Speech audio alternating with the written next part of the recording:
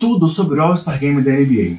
Como são escolhidos os jogadores, como são montados os times, que história é essa de capitão, e ainda informações históricas e curiosidades sobre o evento. Chega mais, que eu tenho certeza que você vai curtir.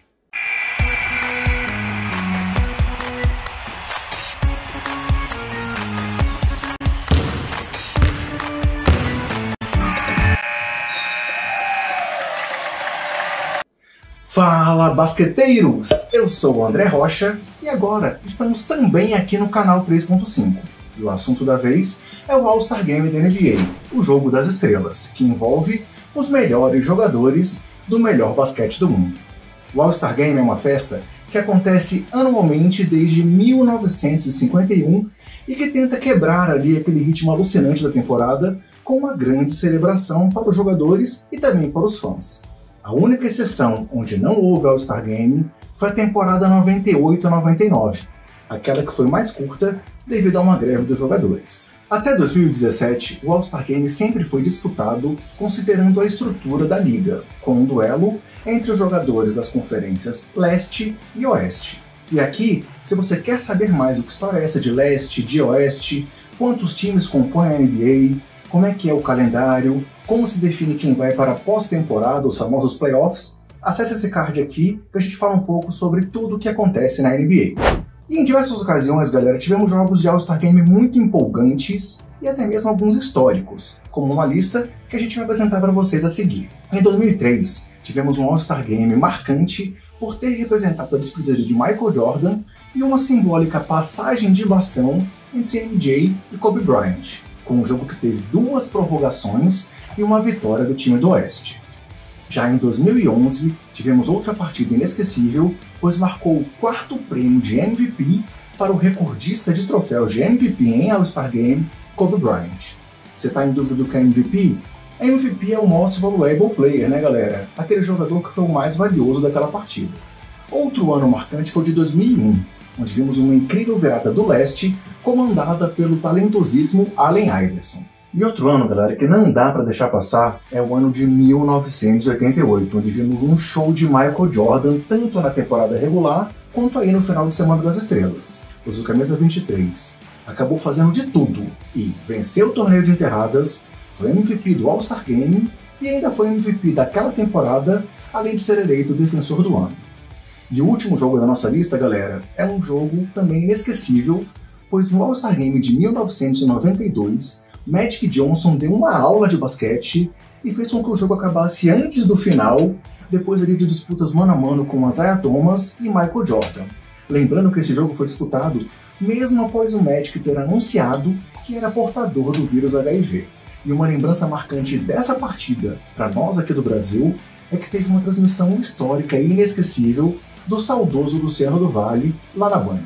Deu pro Magic, vem o Isaiah, ele quer que os outros saiam. Vai arremessar de 3, cesta! É o maior do mundo! E você, lembra desses jogos? Lembra de algum outro All-Star Game que eu esqueci de botar na minha lista? Qual o seu All-Star Game inesquecível? Comenta pra gente aqui embaixo e a gente quer saber a sua opinião. Além disso, eu quero pedir para você aquele like aqui no vídeo que mostra não só pra gente, mas também pro YouTube que o nosso conteúdo é de qualidade. No meio ali dos anos 2010, chegamos a uma situação inusitada na NBA. Afinal, apesar de serem momentos marcantes e históricos do passado, tivemos ali uma sequência de partidas com pontuações absurdas e recordes ofensivos inacreditáveis. Isso muitas vezes também parecia mostrar um certo descaso dos jogadores, pois eles pensavam apenas em si e não tanto assim no jogo. Era uma busca incessante por recordes e marcas individuais. Com isso, o All-Star Game acabou se tornando um assunto cada vez mais polêmico para os fãs, com alguns curtindo ainda, mas muitos outros cada vez mais desanimados e desinteressados com o jogo das estrelas. Tínhamos partidas sem emoção e com um visível desinteresse de jogadores que refletia em parte dos fãs. Então, a NBA buscou nos últimos anos tornar os jogos mais atrativos e trouxe mudanças que agradaram aos fãs e também aos jogadores. Pois a partir de 2018, o jogo passou a ser disputado não mais entre Leste e Oeste, mas por 2 equipes escolhidas por capitães de cada uma das conferências. Mas como assim? Que história é essa de capitão? Relaxa que eu vou explicar. A votação do público segue acontecendo por conferência e nos vários canais à disposição de todo mundo, como o aplicativo da NBA, site e redes sociais. Os fãs indicam quais devem ser os titulares do All-Star Game, citando ali na sua votação 3 jogadores entre alas e pivôs e 2 armadores em cada conferência. Só que além desse voto do público, que tem peso de 50% no resultado final, há também uma votação que é realizada por parte dos próprios jogadores e de jornalistas selecionados, cada um desses grupos com um peso de 25% nessa nota final. Isso foi uma regra que mudou em 2017, após Zaza Pachulia quase ser titular do All-Star Game por uma votação em massa dos seus compatriotas georgianos. Imagina, né, galera? Zaza Pachulia titular de um All-Star Game?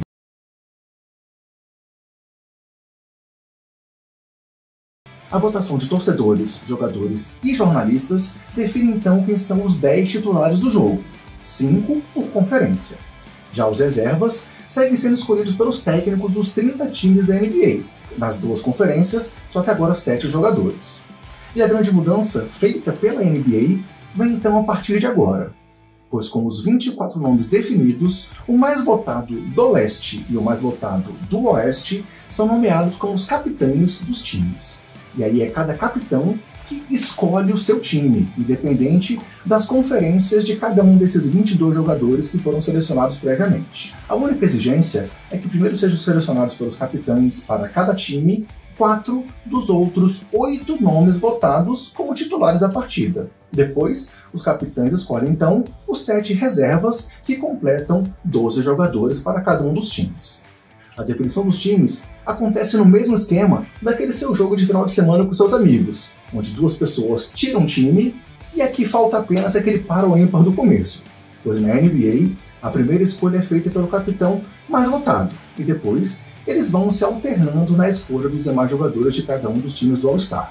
No primeiro ano, a escolha desses times foi secreta, por medo da liga de rolarem ali tretas entre os jogadores. Mas essa lista acabou vazando, a ordem acabou sendo conhecida, e nos anos seguintes a NBA decidiu então apostar em divulgar também esse draft para o All-Star Game, com essa escolha sendo transmitida inclusive pela TV.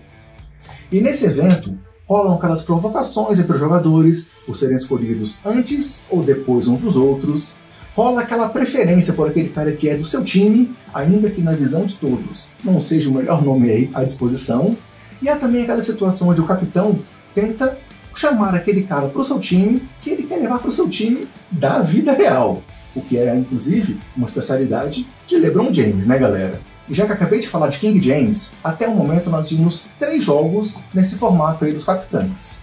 Foram 3 partidas bem disputadas, mas com 3 vitórias do time de LeBron James. Em 2018, James era o capitão do leste e venceu o time de Stephen Curry, que era o capitão do oeste, e em 2019 e 2020, LeBron foi o capitão do oeste, após trocar aí de conferência no jogo Los Angeles Lakers, e venceu no All-Star Game o time de Giannis Antetokounmpo.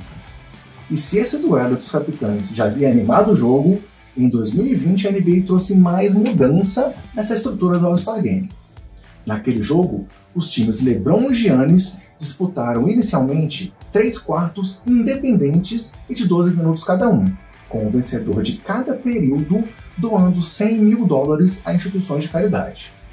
E aí, para a definição do vencedor da partida, a NBA decidiu homenagear Kobe Bryant, falecido precoce e tragicamente justamente em 2020.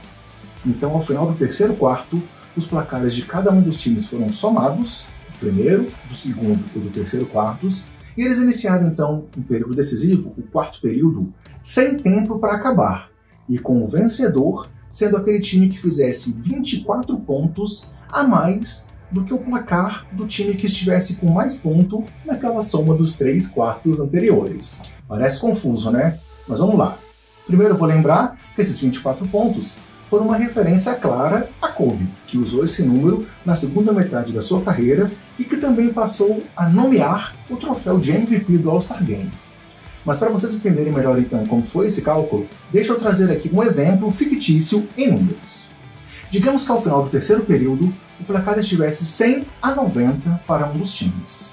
Nesse caso, a partida seria vencida pelo time que primeiro fizesse 124 pontos, 100 mais 24.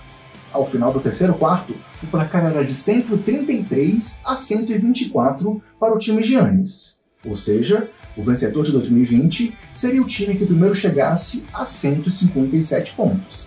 E aí, no quarto período do jogo, vimos o time de LeBron reagir, fazer 33 a 22 sobre o time de Giannis e chegar primeiro aos 157 pontos, que era a pontuação necessária para a vitória, contra 155 pontos do time de Giannis.